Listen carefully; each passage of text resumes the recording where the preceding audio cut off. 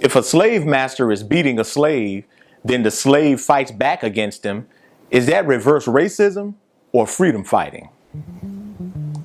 Since slavery, America has always tried to control the way black folks respond to oppression by keeping them in their contained place. And anything that bucks this system is considered radical extremism.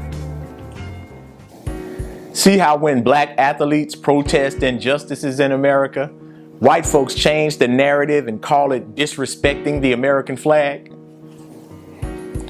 Or when black folks say Black Lives Matter or just call for justice, many Americans call it hatred of whites. This is how the white power structure has always operated. Colonial America viewed the Native Americans as wrong for not bowing to white supremacy, and they killed them. Those that they didn't kill had to become acceptable to white culture. And that's what institutions like the prestigious Dartmouth College was established for. And if the natives got out of place, they were punished. During the most virulent, traumatic, and widespread torture of an entire people, the transatlantic slave trade, white folks classified any black person who stood up against slavery as a radical extremist, just for wanting to be free. This is exactly what you see today, when government agencies and special interest groups place these false charges of black identity extremism or explicit bias and hate group labels against any black people who stand up against white domination. See, having a purpose or identity outside of white approval is considered extreme.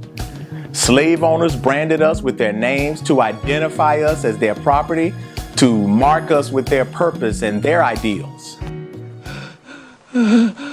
I want to hear you say your name. Your name is Toby. What's your name? Kunta.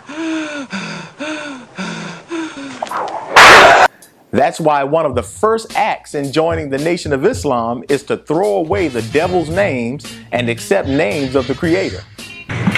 Mr. Clay, Muhammad Ali, sir. Mr. Clay, Muhammad Ali, sir. Mr. But this offends white powers because their names still identify and brand us with the mark of slavery or the mark of the beast.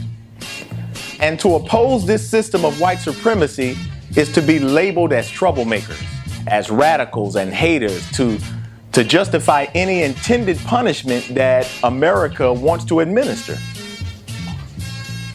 So clearly, justice for the oppressed is not the same as justice for the oppressor.